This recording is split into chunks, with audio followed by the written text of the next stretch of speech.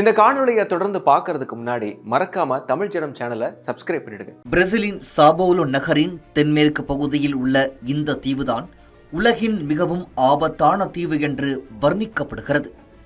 அதன் பெயரை இல்ஹாடா குயிமாடா கிராண்டே என கூறுவதை விட பாம்பு தீவு என்றால்தான் அதன் வீரியம் நமக்கு புரியும். அடர்ந்த மரங்கள், கரடு முரடான பாறைகள் கொண்ட இந்த கொடிய தீவு 4000 விஷப்பாம்புகளின் கூடாரமாக உள்ளது. தங்க நிறத்தில் ஈட்டி போன்ற தலையை கொண்ட இப்பாம்புகள் தங்க ஈட்டிதலை பாம்புகள் என்ற பெயரை பெற்றன.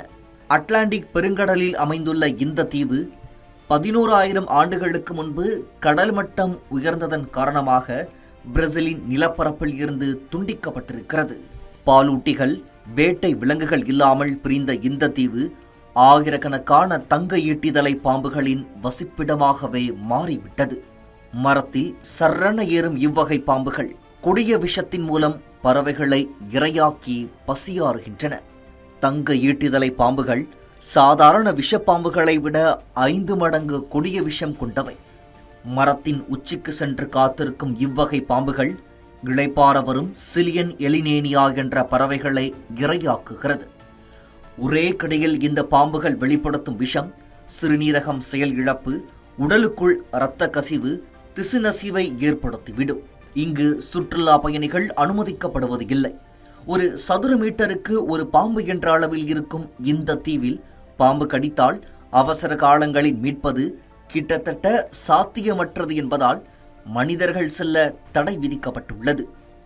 இத்தீவுக்கு செல்ல வேண்டுமெனில் உரிய அனுமதி பெற்று தகுந்த பாதுகாப்பு உபகரணங்கள், விஷமுறிவு மருந்துகள், மருத்துவ உதவியாளர்கள் இருக்க வேண்டும் என அறிவுறுத்தல்கள் உள்ளன.